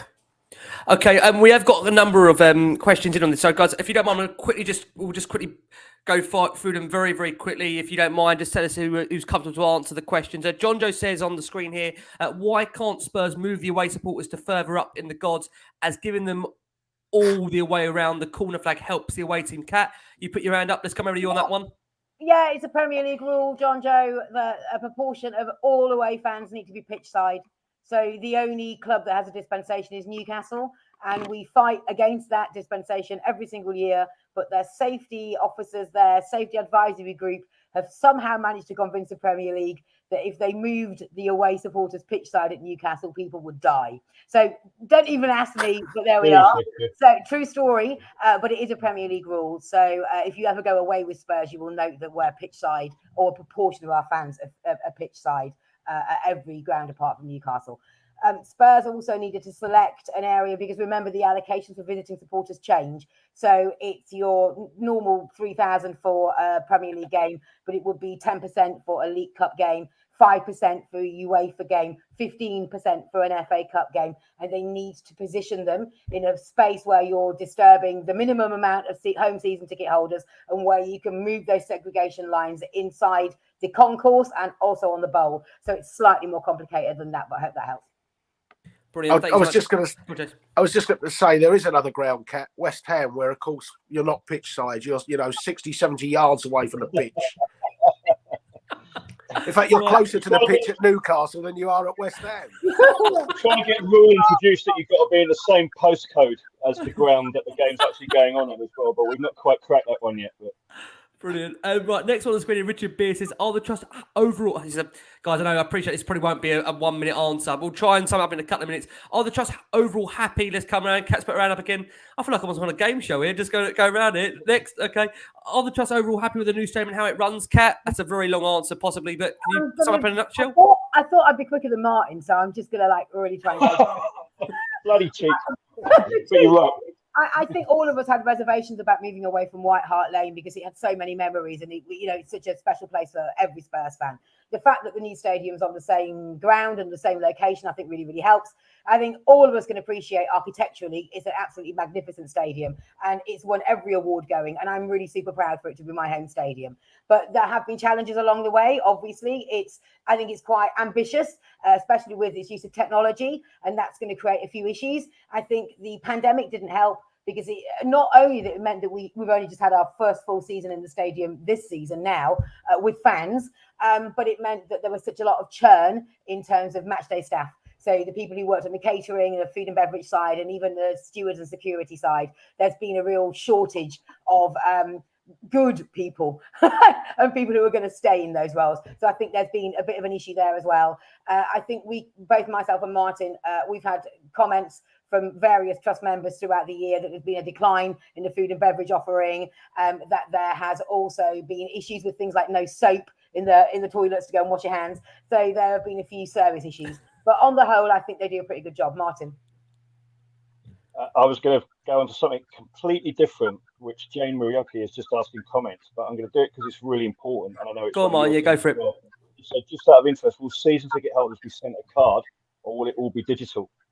There's going to be a big push and we're going to be helping the club on this as well. But if you have got, it's all digital, right?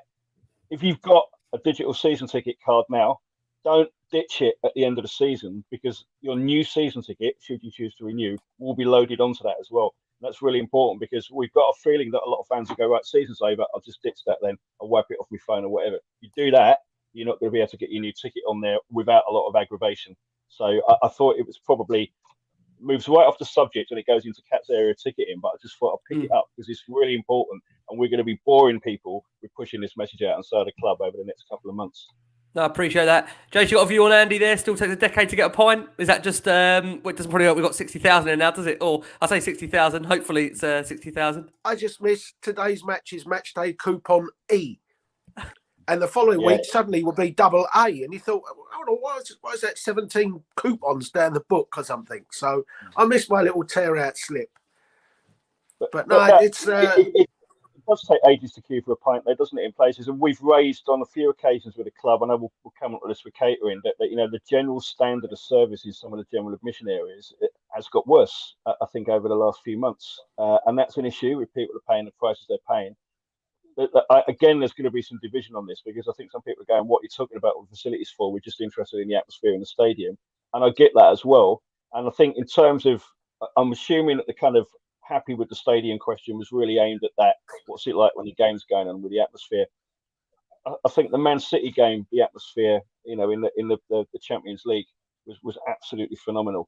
I thought the atmosphere against West Ham the other week was pretty damn good as well. So that stadium can really bounce, and that South Stand can be brilliant as well when we want it to be. And it's a bit of a connection, isn't it? You know, should the crowd lift the team? Should the team lift the crowd? Well, it's an interaction. But when we're doing well and when the fans are up for it, that is a fantastic stadium. I think that's one of the best stadiums in Europe. Yeah, the only stadium that rivals it for me that I've been to is the Bernabeu.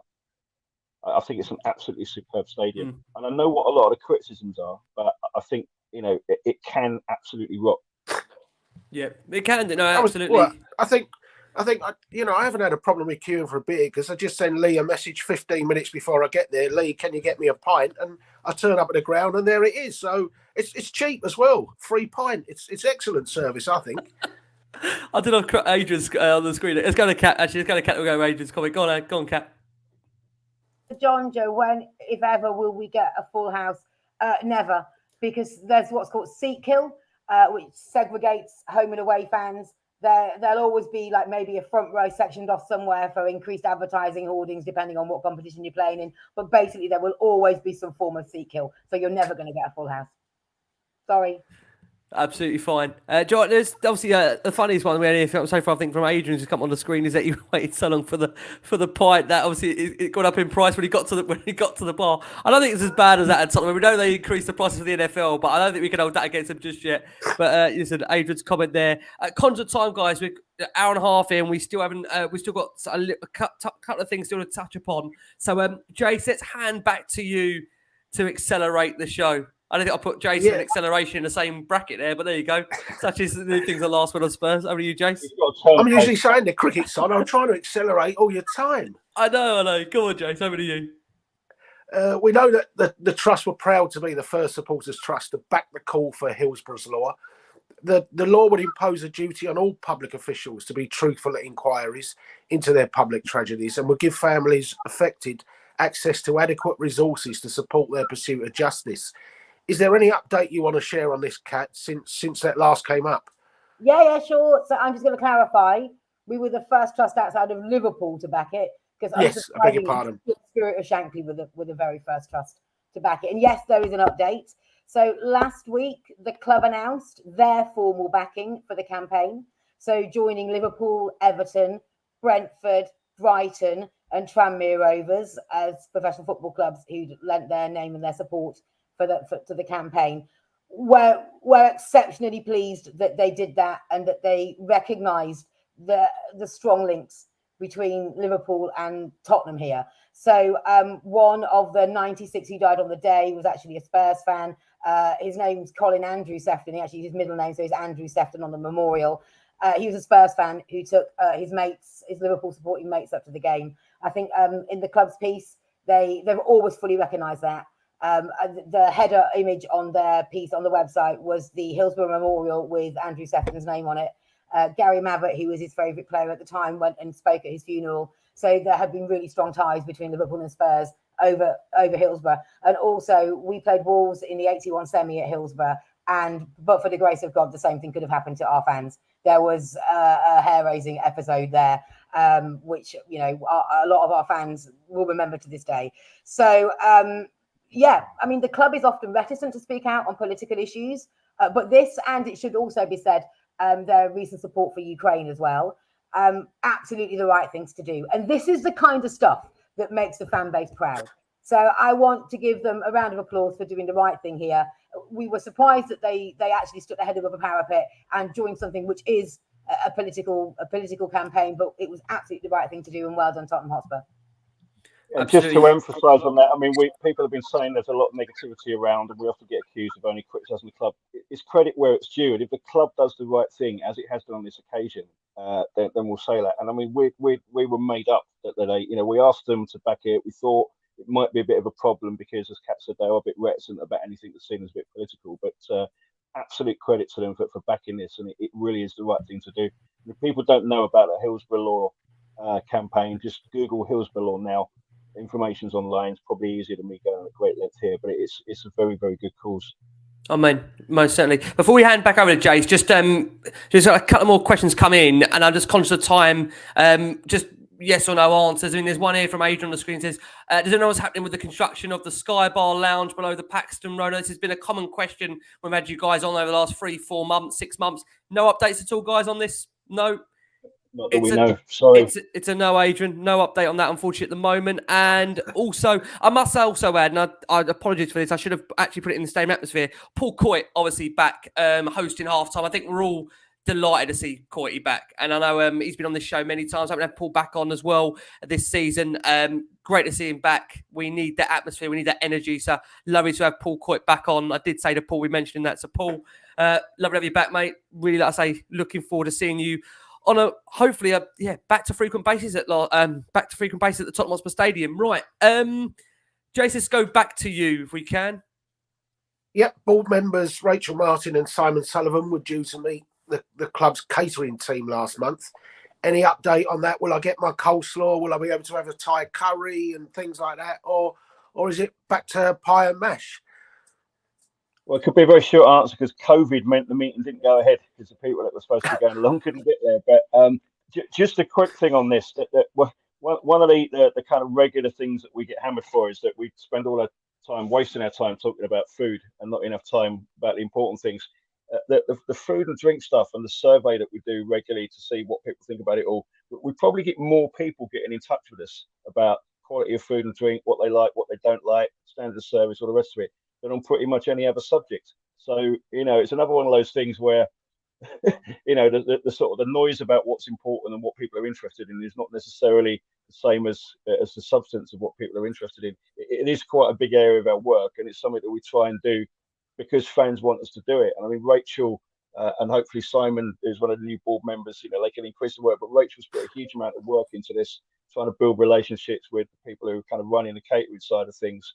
And it is, you know, they will listen, they will take some things on board. We've had some disagreements over things like pricing and whatever as well, but they are genuinely interested in making sure that they can give as good a service as possible, because obviously it makes business sense for them as well. So it's one of those areas where we can work really well and constructively. And just, you know, a shout to Rachel for the work that she puts into this. And I know, you know, you do a lot of work helping out on the survey, because that's Kat's area of expertise as well. We do a monthly survey where you can basically just, you know, fill in that survey and let us know what your experience has been with food and beverage.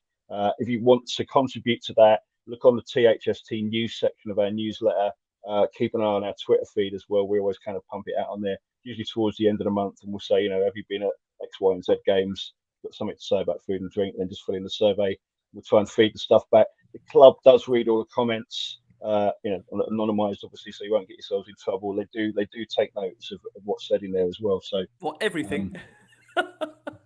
They'll take notice of it, whether they agree with it all, whether they act on it all is another thing. But they're aware of what's being said, and they're aware of what the issues are as well. But look, it's generally in their interest to kind of try and deliver what people want, isn't it? You know?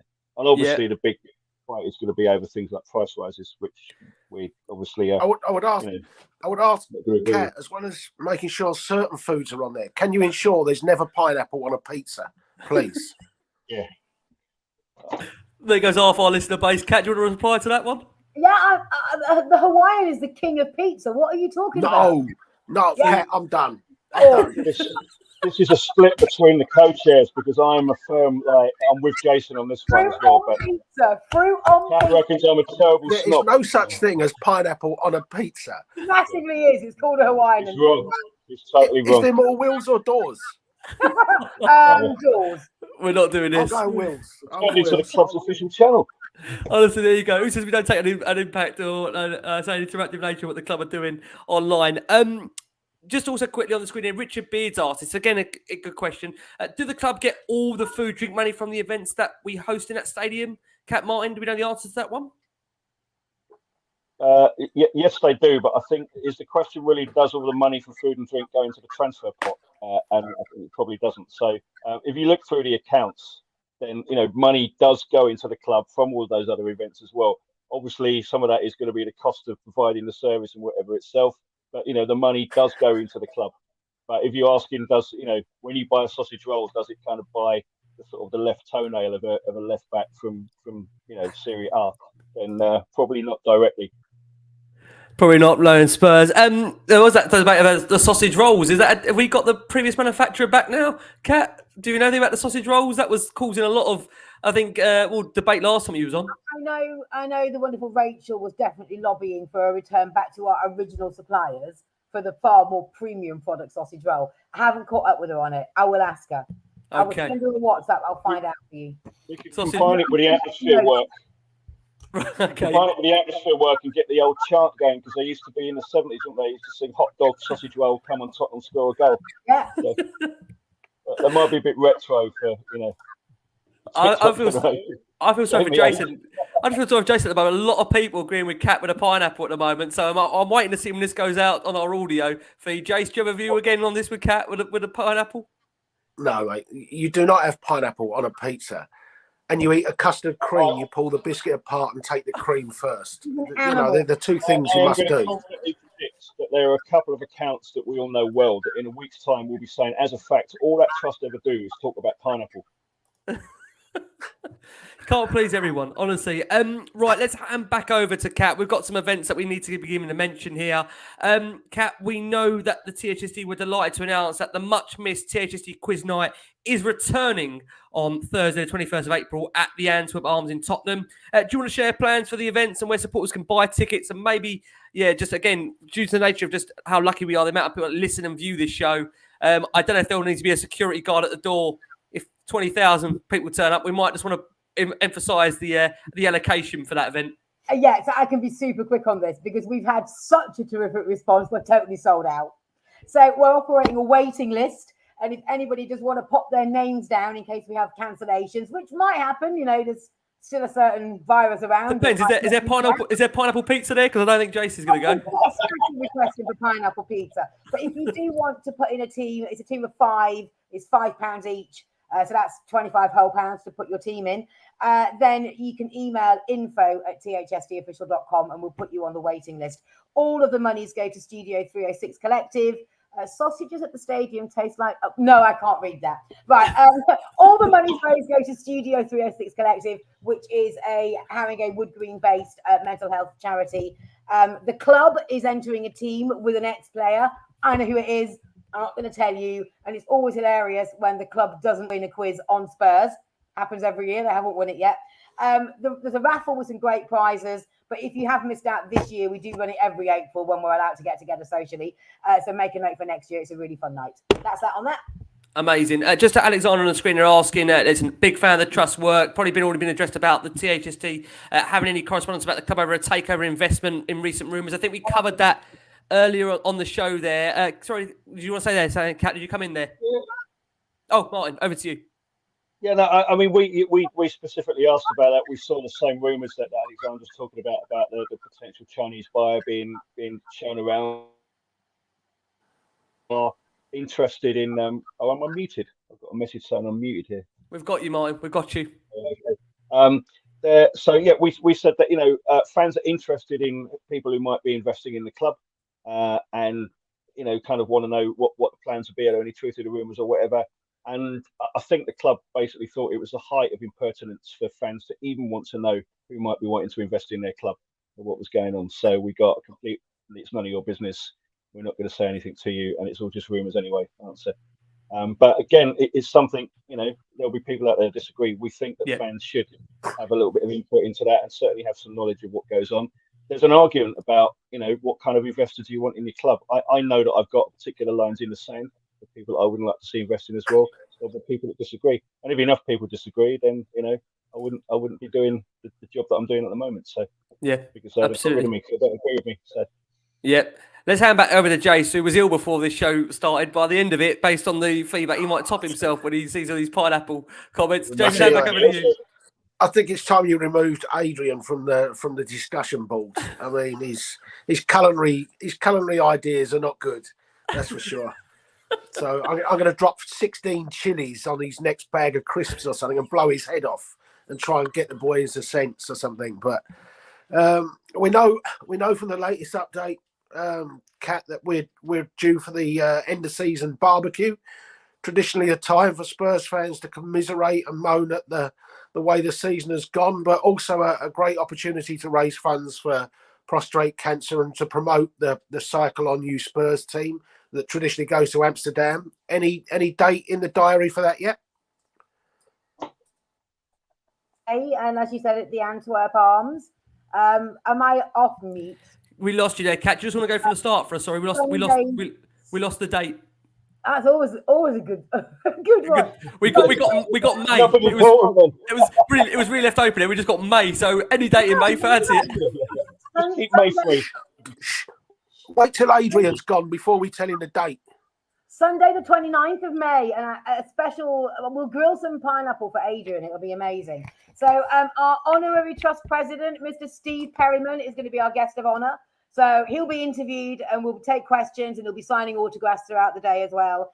We're going to be opening up bookings on Eventbrite at least a month beforehand.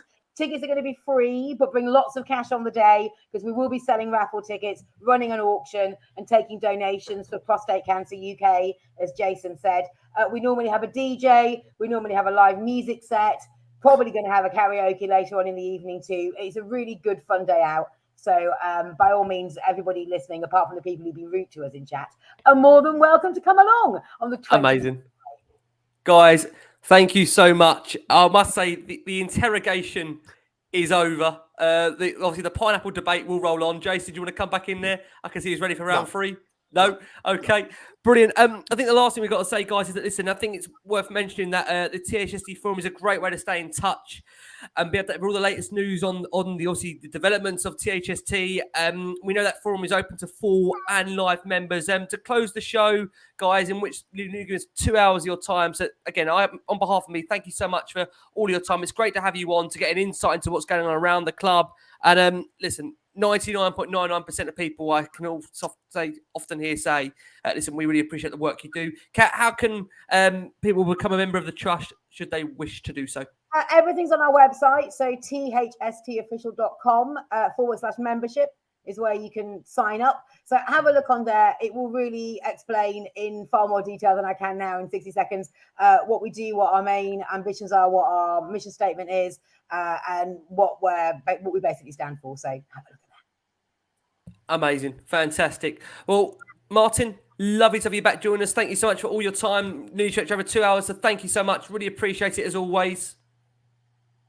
Yeah, always good to come on, and always good. You know, we put ourselves up to do this. Perfectly happy to take questions. Perfectly happy to have a proper debate and disagreement with people if we need to do that. It's all done on an honest basis as well. So, but you know, as people will know, if we get a few brickbats or get told that we're spineless or we're on the take or whatever, I will come back at people, and I'll do that to people's face as well as on here. If you want to do that as well, and Nick, yes, please do get in touch if you want to get involved.